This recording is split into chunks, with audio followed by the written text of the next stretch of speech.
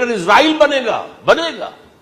حدیث میں خبریں، یہ سارے مسلمان ممالک تمہارے ہاتھ سے نکل جائیں گے مسلمانوں، یہ عراق اور اردن اور یہ اور وہ، یہاں تک کہ ترکی، سعودی عرب کا بھی شمالی حصہ نکل جائے گا۔ البتہ مدینے کا جو ان کا پروگرام ہے اس کو اللہ نہیں پورا ہونے دے گا، مدینے میں داخلے کی ان کو اجازت نہیں ملے گی۔ بہرحال یہ سارا کچھ ہونے والا ہے۔ وہ وقت بھی آنے والا ہے کہ حضور کی ایک حدیث کے مطابق ایک شخص کے 1000 بیٹے ہوں گے تو 999 ختم ہو جائیں گے، ایک بچے گا۔ یہ وقت بھی آنے والا ہے کہ حضور فرماتے ہیں اتنی بڑی جنگ ہوگی، اتنی خوریزی ہوگی کہ پوری زمین اٹ جائے گی لاشوں سے۔ تو پرندہ جو ہے کوئی، ایک تو پرندے ہوتے ہیں کہ جو مردار خور ہے، گدھ ہے، وہ تو بڑی خوشی سے اتریں گے، تناول فرمائیں گے لاشوں کو۔ اسی طریقے سے کوے ہیں، چیلے ہیں، لیکن جو نفاست پسند پرندے ہیں وہ لاش کے اوپر اترنا نہیں چاہتے۔ تو ایک پرندہ اڑتا چلا جائے گا، اسے کہیں زمین پر اترنے کی جگہ نہیں ملے گی، لاشیں ہی لاشیں ہوں گی، یہاں تک کہ وہ تھک ہار کر اس کے جو ہے پر جواب دے جائیں گے، گرے گا تو لاش پر گرے گا۔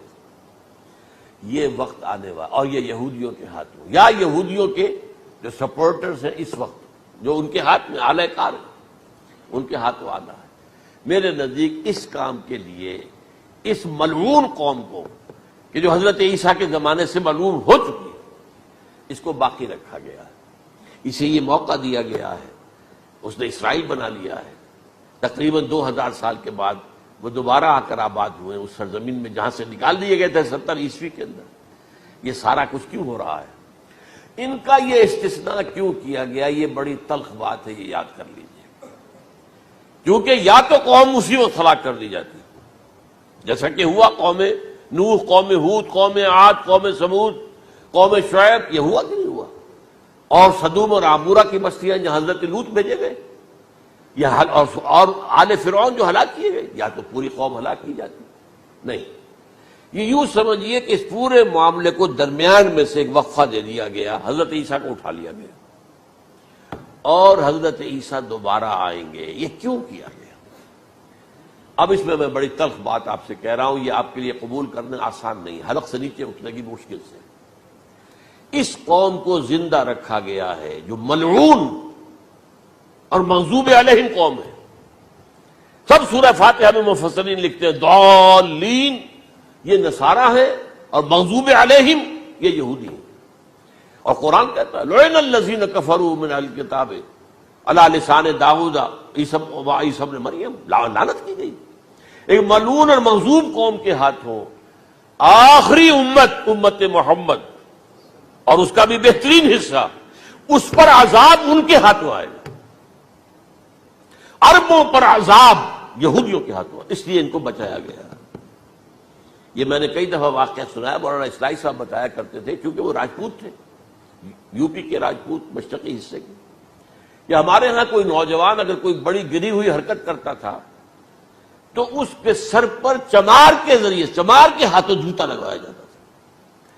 اگر راجپوت کے سر پر راجپوت کا جوتا گرا تو چلو تکلیف تو ہوئی، لیکن یہ کہ راجپوت کا جوتا گرا ہے نا، پڑا ہے، لیکن راجپوت کے سر پر چمار کا جوتا، جس کو آپ انگریزی میں کہتے ہیں to add insult to injury, تو تکلیف بھی ہے جوتا کھانے کی، اور انسلٹ ہے کہ چمار مار رہا ہے۔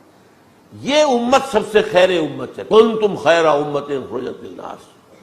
اس کے لیے عذاب بھی بدترین آئے گا، اور کن پر آئے گا؟ اس امت کا جو اصل نیوکلیس ہے عرب، جس کے بارے میں حضور کی حدیث موجود ہے ویل للعرب، عرب کے لیے بہت بڑی ہلاکت۔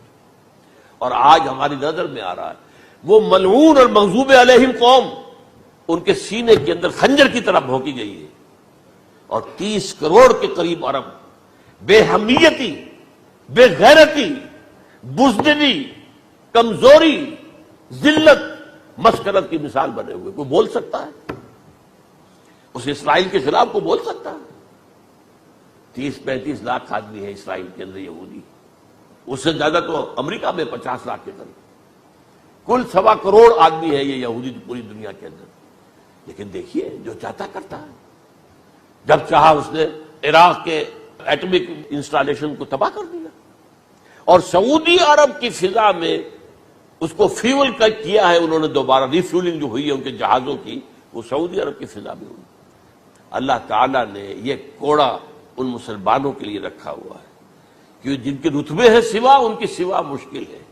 جتنا اونچا مقام اللہ نے دیا عربوں کو، ان میں حضور کو اٹھایا، ان کی زبان میں اپنا آخری کلام نازل کیا، تو ان کی ذمہ داری بھی بہت ہے۔ جن کے رتبے ہیں سوا، ان کی سوا مشکل ہے۔ یہ ہے میرے نزدیک واللہ اعلم